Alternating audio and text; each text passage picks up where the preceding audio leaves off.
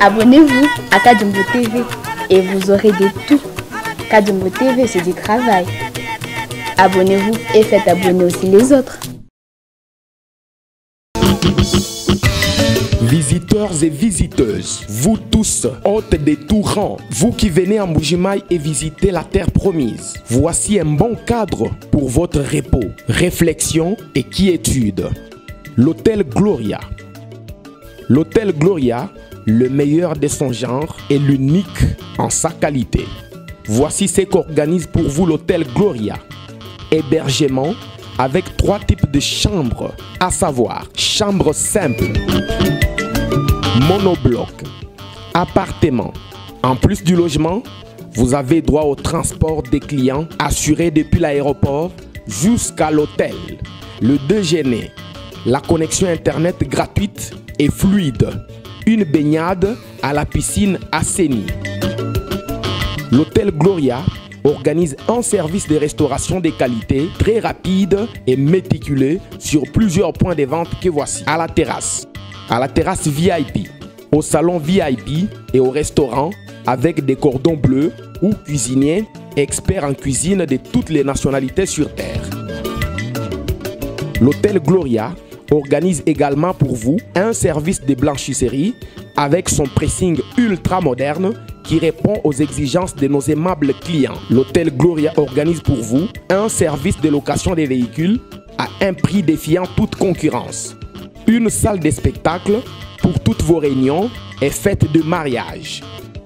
Passer un séjour à l'hôtel Gloria, c'est se donner la chance de vivre très longtemps sur terre car les meilleures conditions de vie contribuent à la longue durée de vie sur terre. L'hôtel Gloria est situé au numéro 71, quartier Kachala-Bonzola, dans la commune minière de la Kanchi. L'hôtel Gloria vous offre une occasion de vous amuser et vous détendre dans une boîte de nuit incomparable pour ceux qui veulent danser et se défouler. L'hôtel Gloria, c'est le meilleur de sa série. L'hôtel Gloria, c'est l'avant-goût du paradis.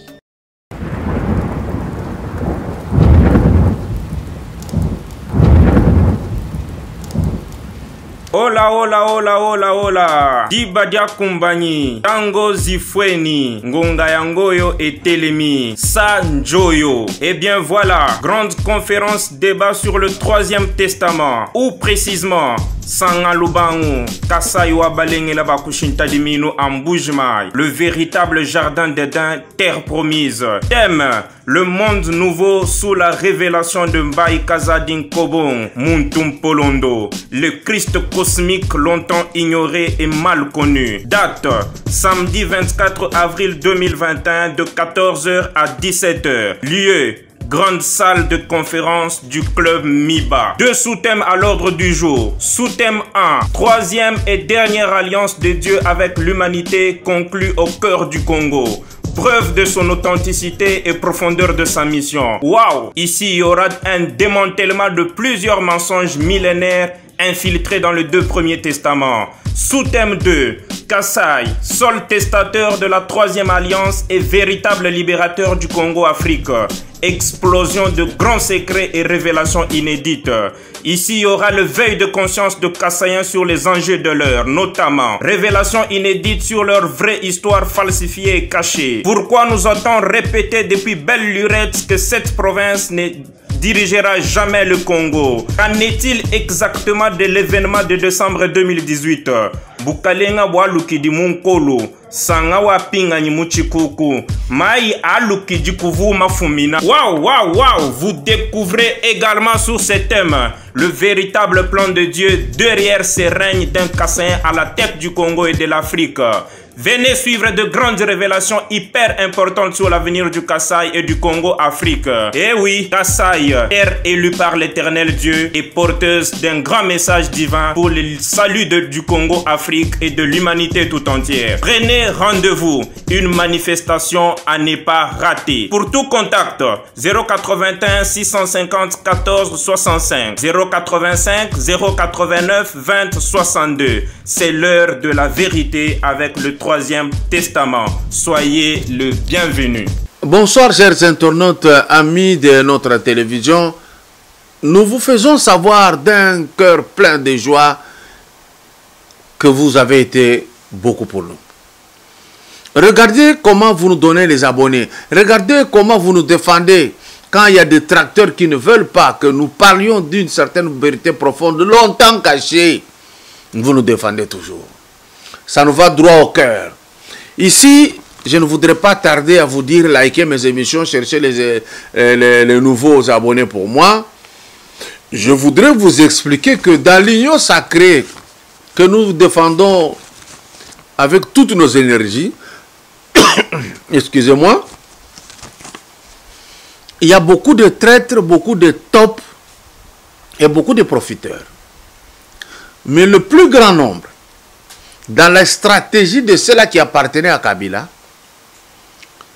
Batinda qui balobi botikata ba boudé et que le président Félix arrive, il y a qu'au dissoudre le parlement. Babanga qui est loko wana. Po bazoko ka chômage te, ba mususu projet da bango na neko kite, ba mususu soki baza na kati ya kibokonzi te, moyibi basala toute la vie. Qu'est-ce qu'ils ont fait? Na ba réunion na bango basalaki ya kokesana ça et là. Ezala na FCC, ezala na Ramuka, ezala na ensemble. Qu'est-ce qu'il fallait faire? Laissez-vous aller. Si vous ne laissez pas, vous serez au chômage. Nde balongoli ba mabunda la bato mususu, bango sikoyo baye kokota place wana. Il y aura ba mususu oyo bako changer pona mawa ya komona ke toko bebisa mboka te.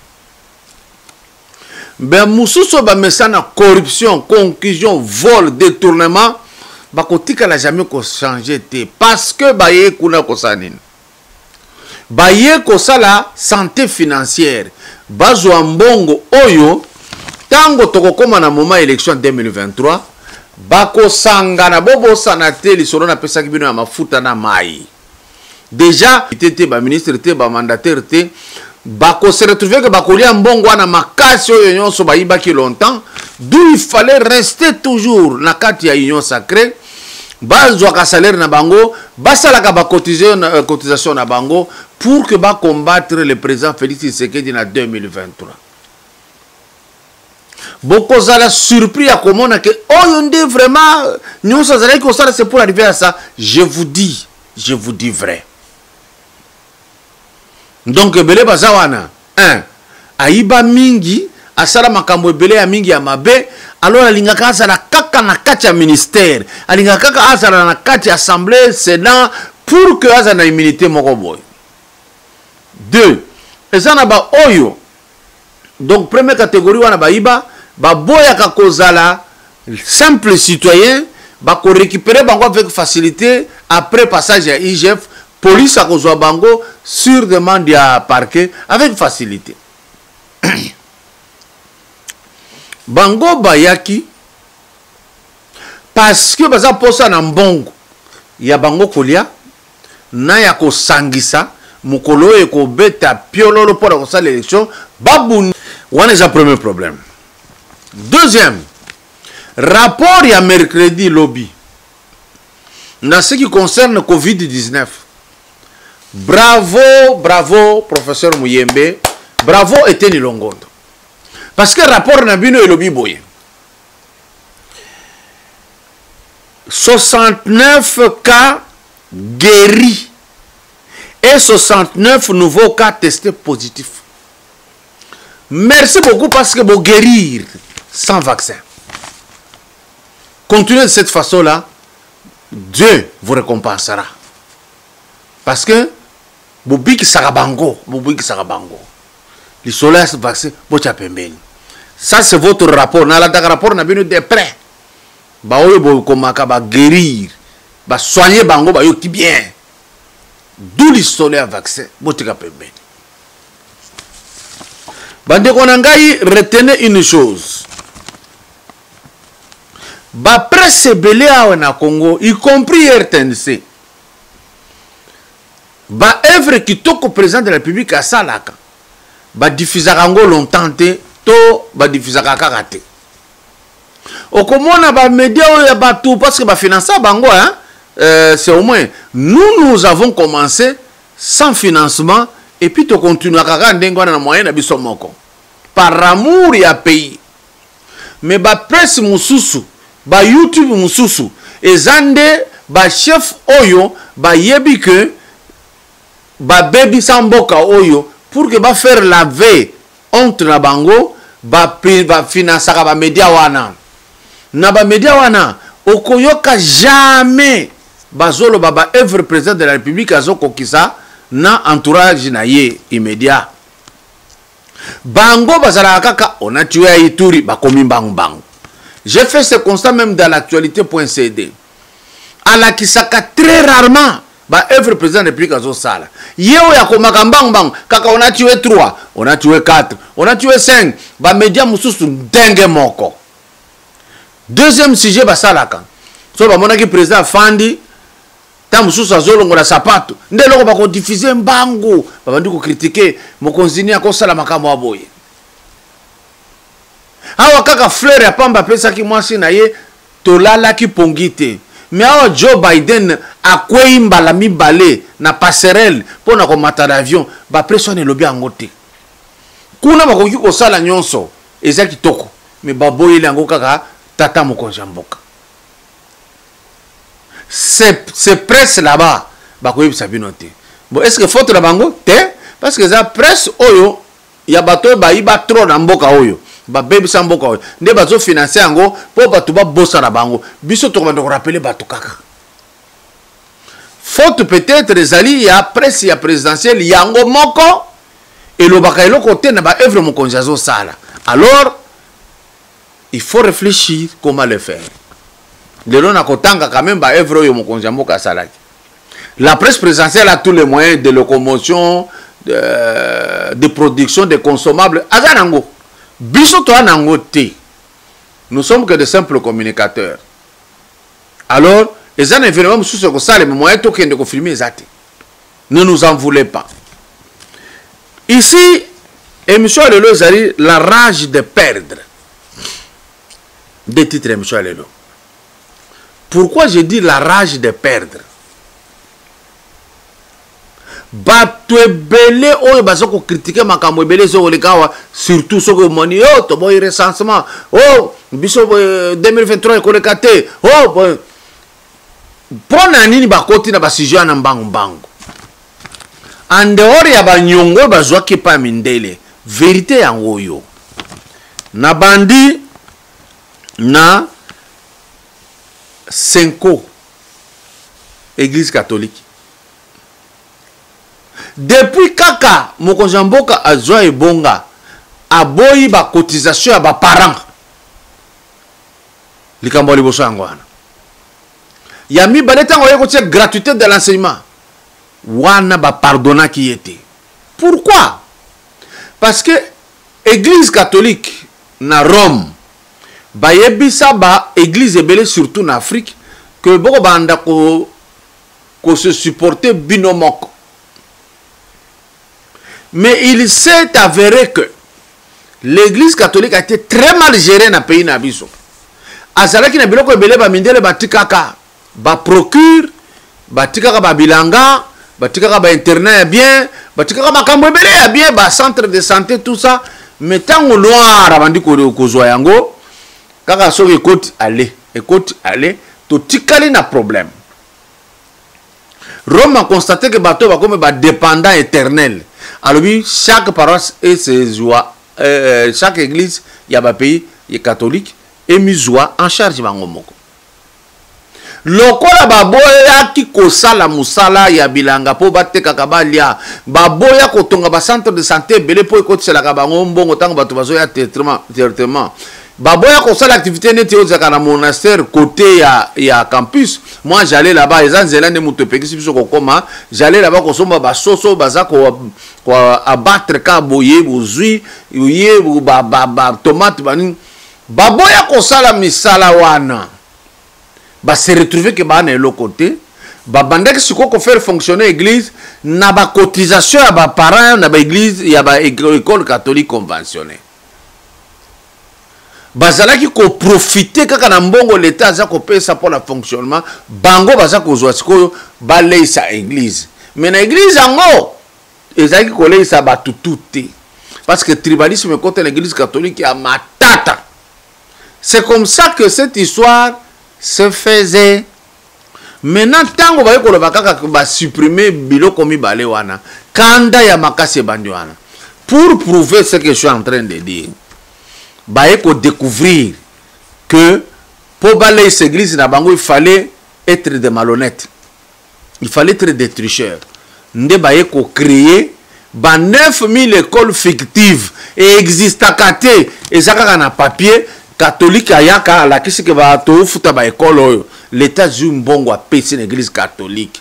Ba presse mususunyon soyo et le bas et au bozo yo ka ba hôtel ma place on a terre. Kaka biso nde tolo bango nyonso ba olu kaka nini tokokuluka pa fachi tolo bakeza mabe nini tokokuluka pa kabundu to e pa ya Auguste tolo beza mabe. C'est ça ce qu'ils cherchent eux. Mais à 9000 écoles ça devrait révolter et la population et même ces médias là. Mais non, baza tranquille comme si c'est normal. 9000 écoles.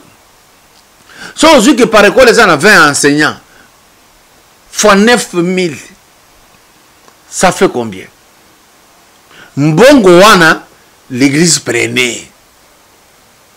Nde omoni agitation comme belé parce que ba yeko démasquer bango. En dehors il y a 9000 écoles à Lukuta na église catholique na convention catholique. Bazaki sur na diocèse 2000 diocèses il y a faux. Na ba diocèse wana nde basala ki pe na kati ya diocèse basala pe ba école ya Lukuta. Mais presse ya Congo bato yo belé o bakendaka ko lobaloba boye ko critiquer président midi matin midi soir balobaka sujet était ba sota yango. Vous comprenez ce qui se passe? Mais maintenant moi ici je vais essayer de vous dire quelque chose. Église catholique na ba prêtre nabino. Vous avez la possibilité encore de mieux vivre. Na minute on a côté une église catholique, na kuti ba comme osenga mbongo lokola na église ya réveil. Bo seka ki réveil. Bo rejoindre réveil lelo. Bo comme osenga mbongo pour que prêtre a vivre bien. Azana droit ya vie. Prêtre azanga prêtre mon côté, azape na bande konaye na cité ba oyo ba kozela pe lisongi. Alors, mes chers prêtres, parce que votre hiérarchie vit bien, Jeep, bon, enveloppe, bazawana, ne les regardez pas. Vous redynamiser votre activité agro-pastorale. Pour ce pour vous avoir un terrain.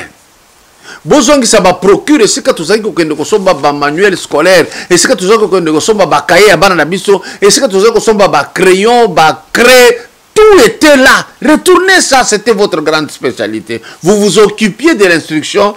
Il y a banana Congo. Bozongi sango. Et vous foutez bien.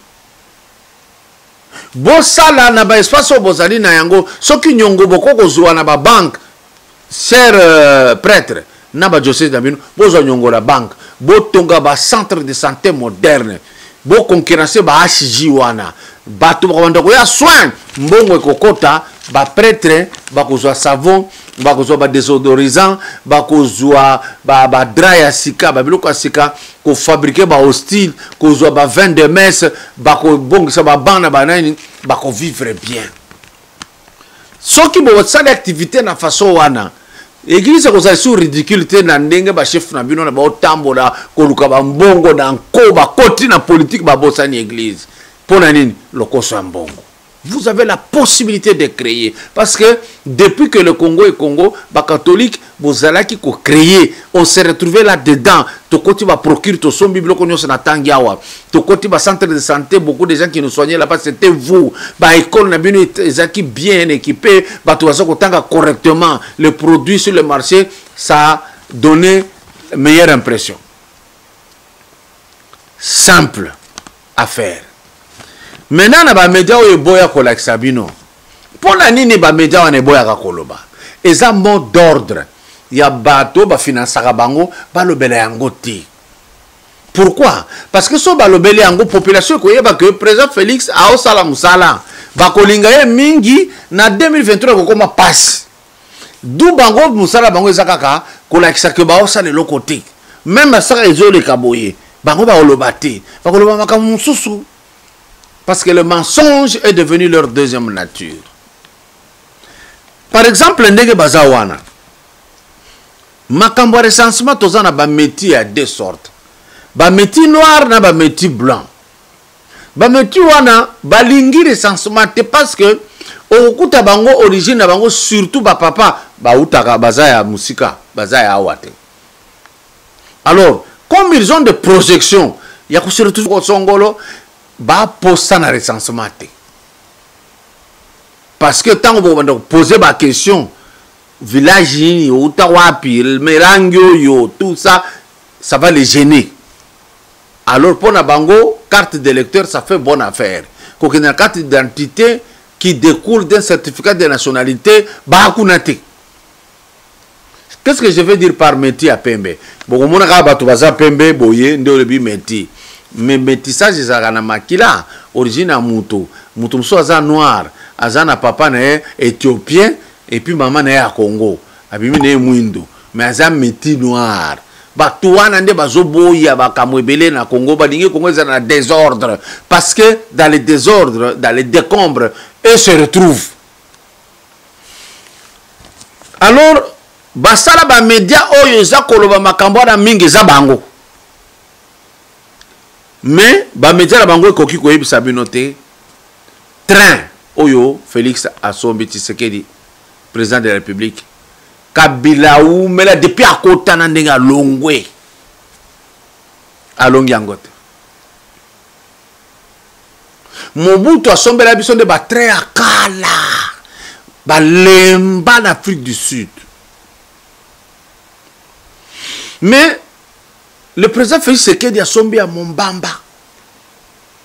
Yami balé utaki kokota bolanda kinga na zana image wana na noté mais j'ai suivi na ebigar na biso na Lumbashi na ebi yango chine là-bas je connais très bien. Ba média tout yozelo bati. So de mouton yo bazo welango na tongo ko mata ko kita ainsi de suite ba kumisaka yango te. Et liaison ya nzela oyo président de la République a sali kolongwa Kinshasa okokota kikwiti okomina chikapa Kananga siko baza koluka kosisa tronçon ya Kananga wana na chikapa ba entamé Kananga Mbujimai.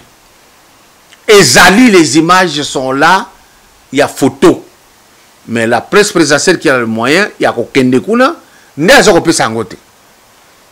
Mais ba média nyonso tozana ngo na ba mususu atakoloba bondinga na oloba ba oloba ngote poso ba lobby bato ba koloba mais pona ni bo lingaka to attaquer président depuis alors qu'azo sala musala ba oloba te na signaler binon so de mouton et salimi musuo ya RTNC comme ko sila oyo mususu etikali kuna soki ya ngasani soki nini e ko sila. Donc on ne parle pas de ça. Tango basombi drague pour na kobongisa circulation fluviale biso tolobaki drague wana tango ekomi bato ya mombamba ya bien eye wana bapresse mosusu balobaki te comme d'habitude. Et puis bazotonga izine munene ya mai ya régie de zone Lemba Imbu bapresse tout oyo ezoloba te. C'est l'actif du président Félix Tshisekedi. Kabila tia longwe izine moko te. Mais on komona embouteillage muke babandi koyemba Kabila zonga na yo na ebonga na bazoyemba na le Congolais mauvais, il est ingrat. Mais na tango ya pasi ya Kabila bazoye koyemba teke Mobutu azonga. Vous comprenez au moins cette logique pourquoi bayembeli baboyaki koyembela o wana. Vous connaissez parce que tant qu'on a Koloba, vous allez me tenser de beaucoup de choses. Ba presse musu sezo boya ko insister sur l'IGF. Parce que ba yebi ke ba patron e ba finansaka bango IGF ko kwea na maboko likolo na bango dossier pa na bango eza mabe. Ba yebi ke ba ko sambisama ba ko kanga bango. Tout ça c'est muzito ya boyaka IGF ekende ko contrôler. Mais moi na mboka solo président Félix Tshisekedi a autorisé IGF. Toyebi miyibi tout. Toyebi na ndenge mbongo ya biso ezaye kofuta ba policier na Tanzanie, mbongo mususu ezofuta na Rwanda ba militaire. Na période kaka ya président Félix Tshisekedi, ba presse mususu boy kolobela que le président a déjà formé plusieurs commandos dont 1800 batindaki na Lubumbashi kuna, ba mususu baza sur terrain, ba mususu basi ba kuna na est et ba policier mususu baza ko former bango. Presse zoboya ko yebisa bino nyonso yo présidence de la République a saliango na bazoboya ko signaler bino chaque fois que FARDC aza ko kanga ba village ebele oyo ezalaki na maboko ya ba rebelle na période mobimba tout ya Kabila biloko wana ezalaki on ne bougeait pas mais avec l'Africom basi ba récupérer ba village ebele presse ya Congo zoboya koloba mais so ba kaka mutu moko akufi ata na Beni ou bien 4 wana ba komi bang mais so ba récupérer territoire moko boy basa kuna te bazo bomba. Je vous informe bozala bandeko botuna ba koyebisa bino vio ezalaki na période ya Kabila na ba Beni na ba Butembo na ba Rutshuru c'est pas la même chose aujourd'hui.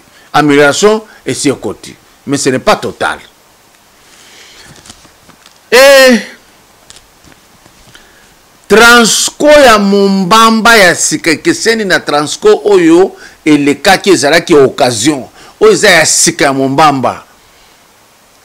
Mais ce que je les cananzelo oyo ki ndenge ba ofinga ngo non le Congolais est extraordinaire. Parfois Nzambe moko bandenge na créaka ye.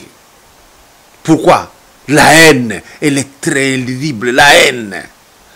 Tant que vous finga Transco ngana o comprendre ba ofinga Félix. C'est terrible comme peuple. C'est vraiment terrible comme peuple. Et même na Wileri, moi na moko azaka mabanga bambi ango o tokolia bisoyo. Mais abamba papa na été oyo a échoué ko leisa e. A bamba bus. Et ils ne savent pas que le moyen de transport peut nous permettre de mieux travailler, produire à manger. Je voudrais vous signifier que le président de la République a bongisi parti munene ya campus ya Kinshasa. Ba dortoir, ba bongisa. Ya médecine ba uti kosili sa kitoko. Ba le belango te na ba oyo, suivez mon regard, oyebi bango, ba le belango te. Kaka muke baki kozwa ba image ya Cameroun ba lakisi keza mama ye muke baki na Mbujima ba kolakisa ba immeuble ya Mbujima ya kitoko te ba koluka place ba to ba souffrir ba zoka bola bango ba mbongo ba ekolakisa. Vous voyez un peu un peuple comme celui-là. Vous voyez un peu de quoi je veux vous parler. Avec un tel peuple, parce que Dieu peut le bénir. Bazo bomba. Bukangalonzo bakosa biso na ba matata mponyo na bakabila kabange balimwe bakena bango. Mais lorsque moi na mboka ekoleka Félix Tshisekedi, bukangalonzo bimisi masangu ya bien bomoni ango. Na période ya tata oyo tozui loso ya bumba soko tche na zolo solo elengi tozolo yaki kolia loso kaka ya kota musika na Taiwan. mais ba presse nyonso yo ezoboya koloba. On a zoloba na lobi pona diaspora boye bake makambo na zoloba nyonso esalemi na mboka oyo. Eloko mosusu epesi kanda ba mbongo na ba mosusu eza nini? La façon dont le président de la République Félix Tshisekedi a pesi importance na Papa Kasavubu, le tout premier président de ce pays, donc de la République. Tango comme si héros, ba mususu discours échangea, kanda ekota ibele. Yami balé façon à zongisi le grand prophète de ce pays et de l'Afrique, Mfumu Kimbangu, oyo bako fêter centenaire. Ndenge s'investir, ba ola la pongite. Ba mesana ikaka ndenge zalaki na période ya bakabila wana, chaque manifestation pour l'église catholique Sainte-Anne, o tozakura na Notre-Dame, tout ceci, et tozana centenaire ya ba protestant. Cette période est révolue. Alors nous sommes sali que ba na colère belé ya komona que ba privilège ba sai kopesa kaka bango ba katikati yango. La République est composée de beaucoup de personnes. Balala ki pongite tenga ba mona ki le président de la République kokoti sa mai na nkamba courant na nkamba kokoti sa senzelati na nkamba depuis ba fanda ko banda Mobutu ko leka na Laurent ko lekoye ko suki sa na Kabila, rien n'était fait. Rien du tout. Alors biloko wana et ko sala ke kanda komi makasi. Pourquoi? Ba yebi que ba réalisation oyo na tangi awa na ko zongisa bazongisi service national par le président de la République kuna na kanya makasese masangu pamba mbala ko kontete nguba na biloko nyonso wana na ba Kongo projet wana bazo banda yango bukangalo zawa ebandi ko pesa na Kasai kuna ba uti ko récolter masangu kande komi makasi. Kande ya nini? Bazo koloba soki totiki président Félix a réussir et sili bato bakozongela biso te dans la population moko te kolanda biso. Alors 20 na bango chaque jour balala kate balukaka nini, comment tokoki kosala po a échouer. Bande ko ngai bo retenir biloko wana ezali vrai.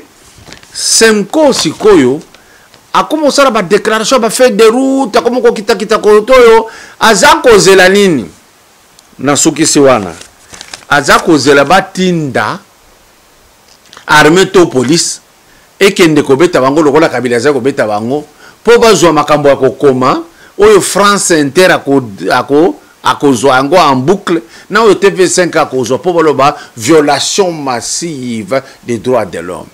Mais kotala le président Félix azotala bango sans réagir, bango moko soni bakomo kokoya bango moko pe bakokoya boye na bato ebele oyo bakoti na Assemblée nationale na Sénat na ba corporation mususu.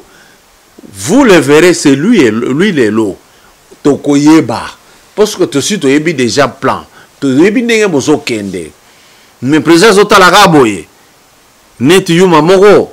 Mais rien que la vérité va vous faire échouer. Le problème qui se passe là-bas, c'est celui-là.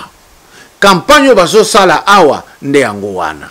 Et surtout pression bazo zoa na ba Mo Ibrahim, ba Soros, ba nini ba onyo so bakagami oyo bazalaki ba sponsor ya Lamuka.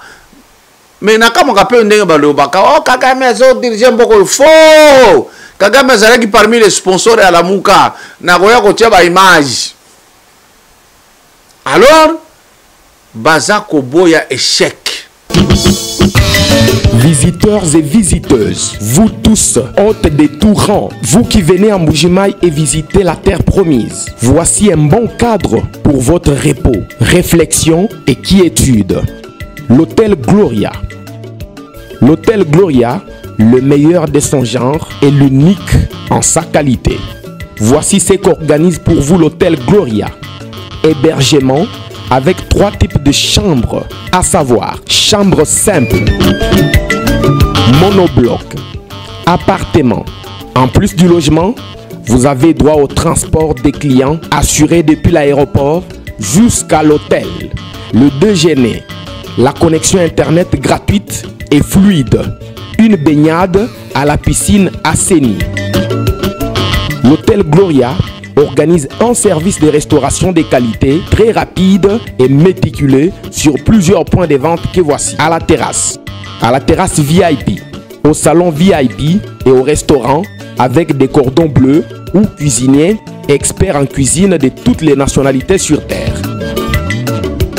L'hôtel Gloria organise également pour vous un service de blanchisserie avec son pressing ultra moderne qui répond aux exigences de nos aimables clients. L'hôtel Gloria organise pour vous un service de location des véhicules à un prix défiant toute concurrence.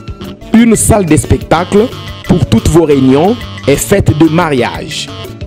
Passer un séjour à l'hôtel Gloria, c'est se donner la chance de vivre très longtemps sur terre car les meilleures conditions de vie contribuent à la longue durée de vie sur terre. L'hôtel Gloria est situé au numéro 71, quartier Kachala-Bonzola, dans la commune minière de la Kanchi. L'hôtel Gloria vous offre une occasion de vous amuser et vous détendre dans une boîte de nuit incomparable pour ceux qui veulent danser et se défouler. L'hôtel Gloria, c'est le meilleur de sa série.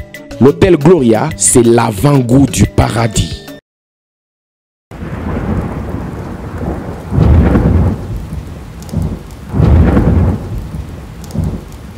Hola, hola, hola, hola, hola. Dibadia Kumbani, Tango Zifweni, Ngonga Yangoyo et Telemi, Sanjoyo. Et bien voilà, grande conférence débat sur le 3e testament, ou précisément, Sangalubangu, Kasaiwa Balengela Bakushinta Dimino Ambujmai, le véritable jardin d'Éden, terre promise. Thème, le monde nouveau sous la révélation de Mbaye Kazadin Kobong, Muntum Polondo, le Christ cosmique longtemps ignoré et mal connu. Date, samedi 24 avril 2021 de 14h à 17h. Lieu, grande salle de conférence du club MIBA. 2 sous-thèmes à l'ordre du jour. Sous-thème 1. 3e et dernière alliance de Dieu avec l'humanité conclue au cœur du Congo. Preuve de son authenticité et profondeur de sa mission. Waouh! Ici, il y aura un démantèlement de plusieurs mensonges millénaires infiltrés dans les 2 premiers testaments. Sous-thème 2. Kasai, seul testateur de la 3e alliance et véritable libérateur du Congo-Afrique. Explosion de grands secrets et révélations inédites. Ici, il y aura le veille de conscience de Kassaïens sur les enjeux de l'heure, notamment révélations inédites sur leur vraie histoire falsifiée et cachée. Pourquoi nous a-t-on répété depuis belle lurette que cette province ne dirigera jamais le Congo? Qu'en est-il exactement de l'événement de décembre 2018? Bukalenga waluki di munkolo, sanga wa pinga ni muchikuku, mai aluki di kuvu mafumina. Waouh, vous découvrez également sur ce thème le véritable plan de Dieu derrière ces règnes d'un Kassaïen à la tête du Congo et de l'Afrique. Venez suivre de grandes révélations hyper importantes sur l'avenir du Kasaï et du Congo-Afrique. Eh oui, Kasaï, terre élue par l'éternel Dieu et porteuse d'un grand message divin pour le salut du Congo-Afrique et de l'humanité tout entière. Prenez rendez-vous, une manifestation à ne pas rater. Pour tout contact, 081 650 14 65, 085 089 20 62. C'est l'heure de la vérité avec le 3e testament. Soyez le bienvenu. Abonnez-vous à Kadumbo TV et vous aurez de tout. Kadumbo TV, c'est du travail. Abonnez-vous et faites abonner aussi les autres.